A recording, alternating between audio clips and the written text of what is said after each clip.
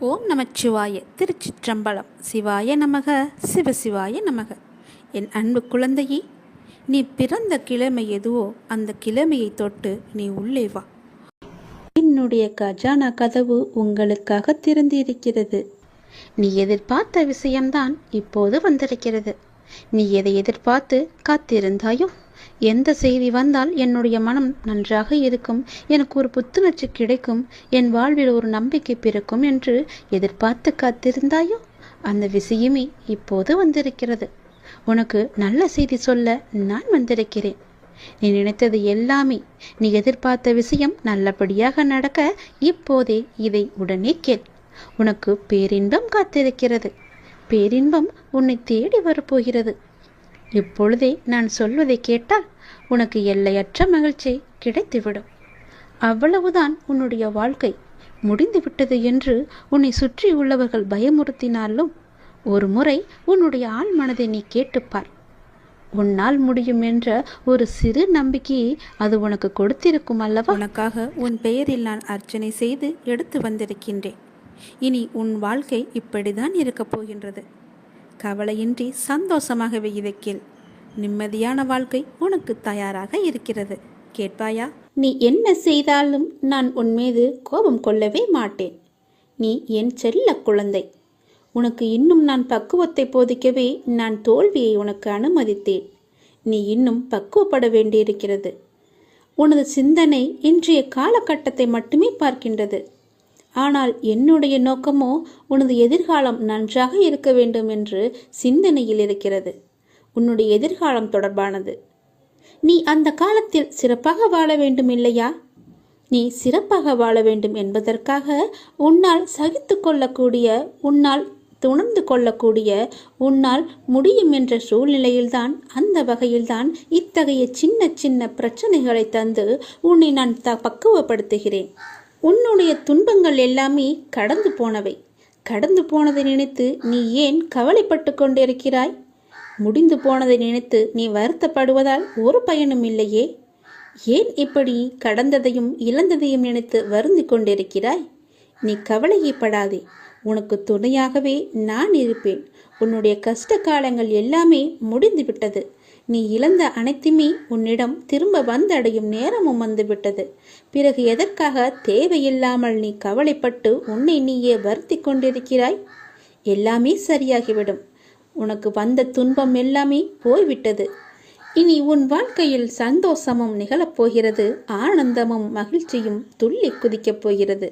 உன் வீட்டில் ஆனந்தம் துள்ளி விளையாடப் போகிறது. நீயும் சந்தோஷமாகவே இருக்கப் போகிறாய். உன்னை நோக்கி வருகின்ற எல்லா ஆனந்தமும் நான் கொடுத்தது. உன்னுடைய கர்மவினை எல்லாவற்றையுமே நான் எரித்து விட்டேன்.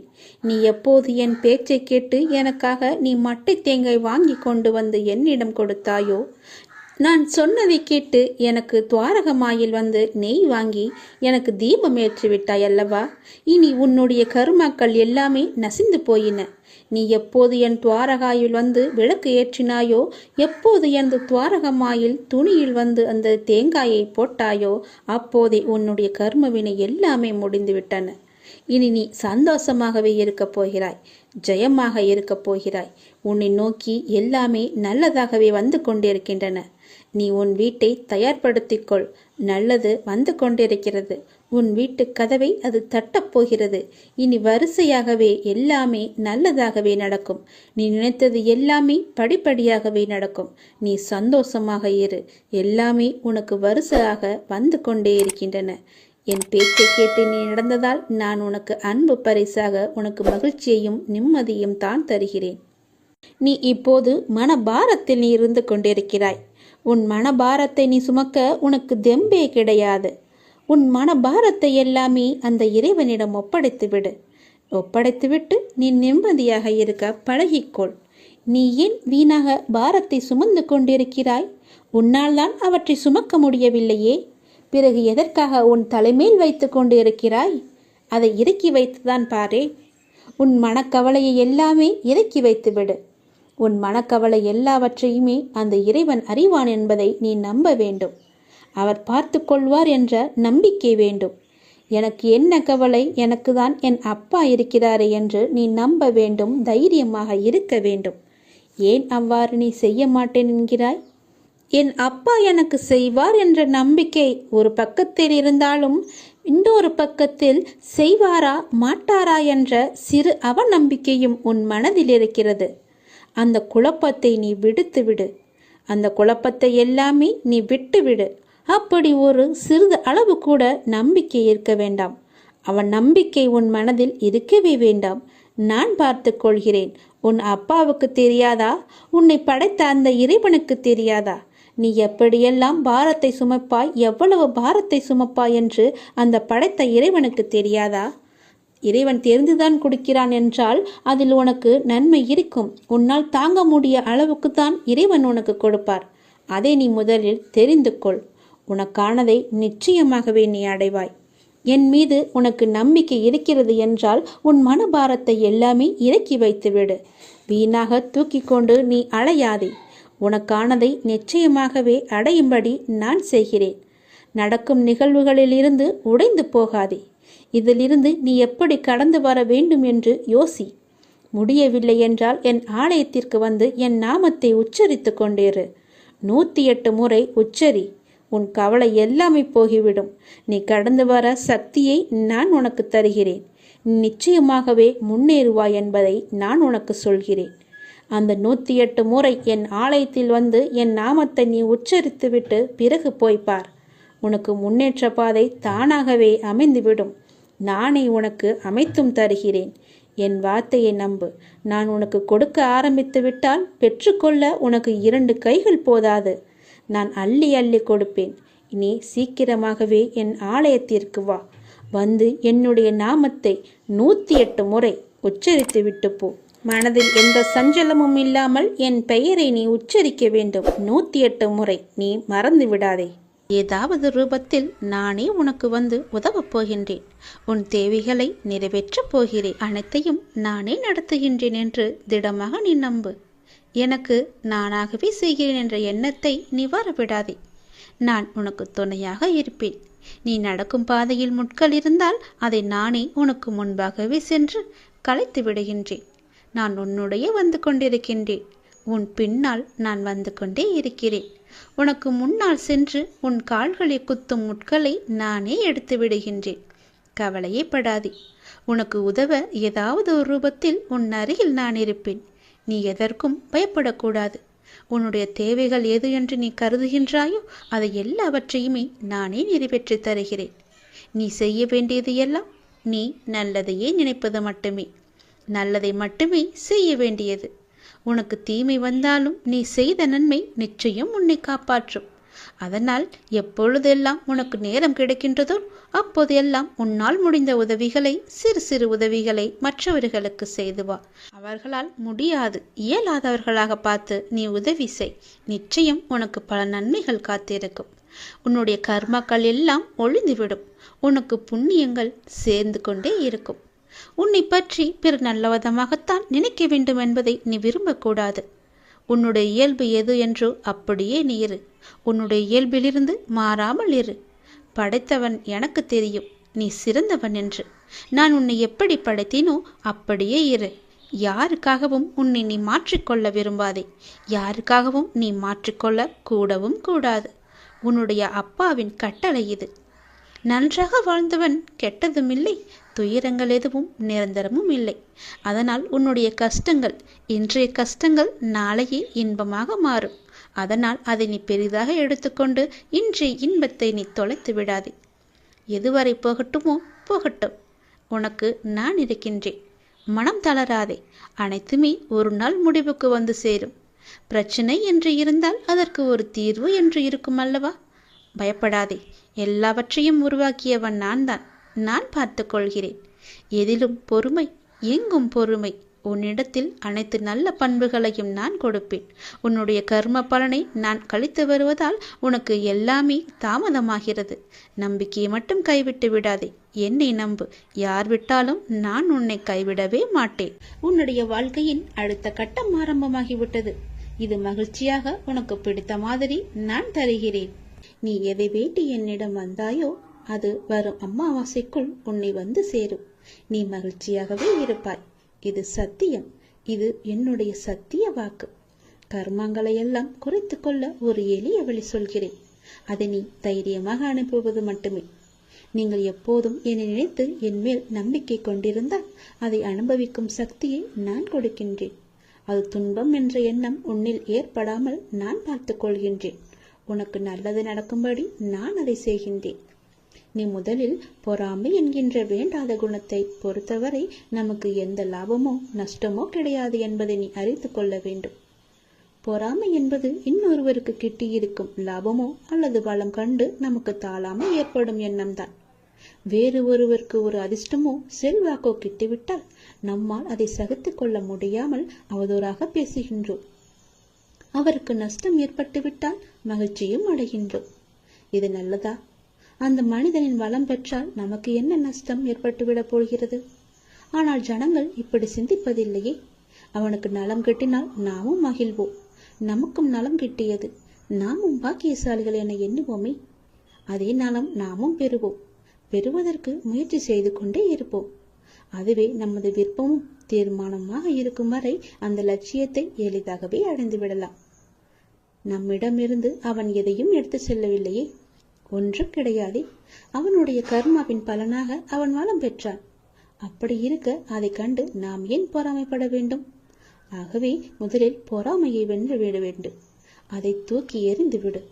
உனக்கு நெய்ய வேண்டியதை நான் செய்கிறேன். உன் வாழ்வின் அடுத்த கட்டம் இந்த நொடி முதல் ஆரம்பமாகிவிட்டது. அமாவாசைக்கு பிறகு உனக்கு எல்லாமே நல்லதாகவே நடக்கும். உனக்கு இப்போது நன்றாக புரிந்திருக்கும். இதுவரை கடினமாக இருந்த முதல் பாகம் இப்போது மகிழ்ச்சியான இரண்டாம் பாகமாக மாறுவதற்கான அறிகுறிகளை நீ உணர்ந்திருப்பாய். அப்படி நீ உணரவில்லை என்றால் நீ வரும் நாட்களில் கண்டிப்பாகவே உணர்வாய். உன் வாழ்வின் அடுத்த கட்டம் மகிழ்வானதாகவே உனக்கு பிடித்த மாதிரியே இருக்கும். நானே அதற்கு பொறுப்பு. உன்னுடைய வாழ்க்கை முடிந்து போகவில்லை. உன் அமாவாசைக்கு பிறகுதான் உன்னுடைய வாழ்க்கையே ஆரம்பிக்க போகிறது. அந்த இனிதான வாழ்க்கையை வாழ, நீ சந்தோஷமாக வாழ, நீ நிம்மதியாக வாழ அதை நான் தயார்படுத்தி கொண்டிருக்கின்றேன். வரும் அமாவாசை என்று அது உன் கையில் கிடைக்கும்படி நான் செய்து தருகிறேன். கண்டிப்பாகவே அதில் பல நல்ல நல்ல மகிழ்ச்சியான சந்தோஷங்களை எல்லாம் நான் வைத்திருக்கின்றேன். அதை அனுபவிக்க நீ எப்போதும் போல தயாராக இரு. உனக்கு வெற்றி கிடைக்கும் நேரம் வந்துவிட்டது. மனம் தளராதே. நீ உயரமாக வளர்ந்து ஜோதியை போல ஜொலிக்கப் போகிறாய். சந்தோஷமாக இரு. இனி நீ மகிழ்ச்சி பாதையில் செல்ல இருக்கிறாய். உன்னுடைய கர்மாக்கள் எல்லாமே முடிந்துவிட்டது. நான் உனக்கு ஒளி ஏற்றிவிட்டேன். உன்னுடைய வாழ்வில் நான் தீபங்களை ஏற்றிவிட்டேன். உன் வாழ்க்கை வண்ணமயமாக ஒளிமயமாகவே இருக்கப் போகிறது. எல்லாவற்றிற்குமே உன்னை நான் தயார்படுத்திவிட்டேன். வெற்றியை பெறுவதற்கும் நீ தயாராக இரு. ஏனென்றால் கடைசி நிமிடத்தில் கூட அதிசயம் நடக்கலாம் என்று சொல்லியிருந்தேன் அல்லவா? அது இப்போது நடந்துவிட்டது. இறுதி வெற்றி உனக்குத்தான். நான் இப்போது கூறியிருப்பதை கொஞ்சமாக கேள். சற்று நேரம் ஒதுக்கி எனக்காக நேரம் ஒதுக்கி இவை கேள். நீ செல்லும் இடமெல்லாம் இந்த அப்பாவின் துணை நிச்சயமாகவே இருக்கும். உனக்கு நீ நினைத்த மாதிரியே, நீ எதிர்பார்த்த மாதிரியே அது உன்னை வந்து சேரப்போகிறது. இனி நீ நினைத்த வாழ்க்கை உனக்கு கிடைக்கும். என் வாக்கு என்றுமே பொய்யாகாது. உறவுகள் எல்லாமே உன்னை பாராட்டப் போகின்றனர். உறவுகள் எல்லாமே உன்னை வாய்ப்பிழந்து பார்க்க போகிறார்கள். இவரா இப்படி என்று அண்ணாந்து பார்க்க போகிறார்கள். எல்லோருமே உன்னை பாராட்டப் போகிறார்கள். ஆனால் நீ கொஞ்சம் பொறுமையாக இருக்க வேண்டும்.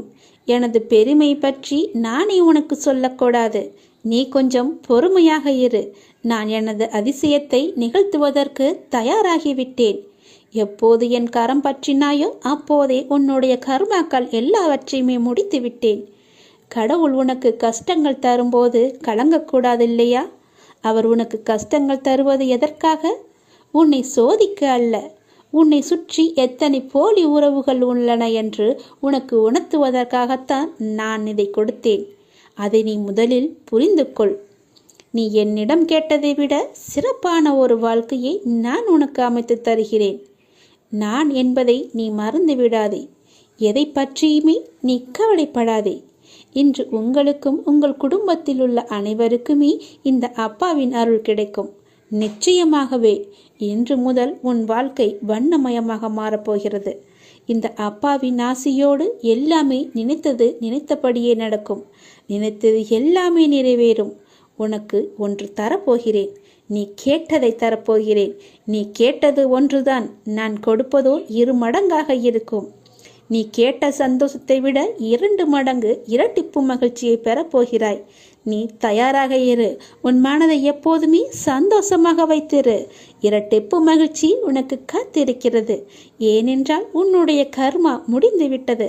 அதனால்தான் உனக்கு மகிழ்ச்சியான செய்தியை கூறுவதற்காகத்தான் நான் வந்திருக்கிறேன். இரட்டிப்பு மகிழ்ச்சி உனக்காக காத்திருக்கிறது. வரவேற்க தயாராக இரு. பிடிக்காத வாழ்க்கை எப்படி வாழ்வது அப்படியென்று யோசிப்பதை விட நமக்கு பிடித்த மாதிரி எப்படி அதை மாற்றிக்கொள்வது என்று நினைப்பதே காலச் சிறந்தது. அதுதான் நமக்கும் நல்லது. நதி போல நீ பயணித்து கொண்டே இருக்க வேண்டும். அதில் பாறைகள், வனங்கள் என்று பல்லாயிரக்கணக்கான மைல்கள் நீ கடக்க வேண்டியது இருக்கிறது. கடக்க வேண்டியது கண்டிப்பாக கடந்தே தீர வேண்டும். நீ இவைகளை கடந்து பின்தான் சந்தோஷம் என்ற பெரிய சமுத்திரம் உனக்கு கிடைக்கும். வெற்றி பெற அசைக்க முடியாத நம்பிக்கையும் விடாமுயற்சியும் இருந்தாலே அது போதும். வெற்றி நிச்சயமாகவே கிடைக்கும்.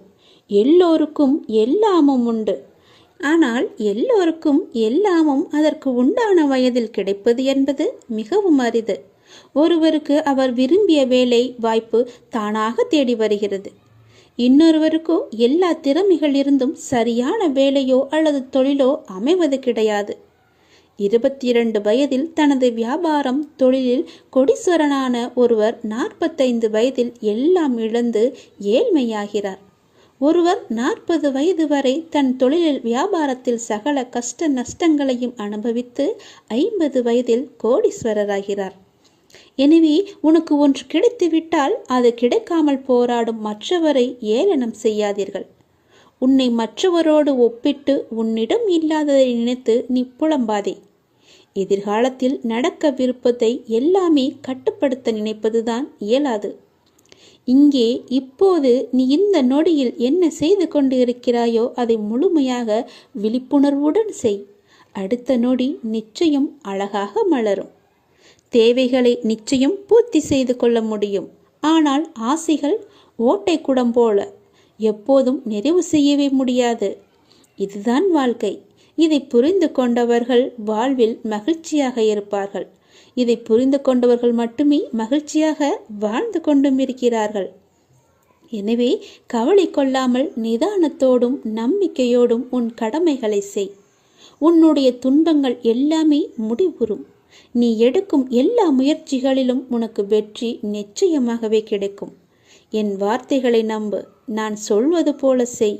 என் மீது நம்பிக்கை வைத்து செயல்படு. உன்னை அலட்சியமாக நினைப்பவர்கள் நிறைய பேர் இருக்கிறார்கள். அவர்களுக்கெல்லாம் நீ பதில் சொல்ல வேண்டிய நேரம் இது. அவர்களை விட்டு நீ துணிந்து விலகு. உன்னை பொக்கிஷமாக நினைப்பவர்கள் இருப்பார்கள். அவர்களுடன் இணைந்து உன்னுடைய வாழ்க்கை பயணத்தை தொடங்கு. உனக்கு துணையாக உன் அப்பா நான் இருக்கிறேன். என்றுமே நீ சந்தோஷமாகவே இருப்பாய். நீ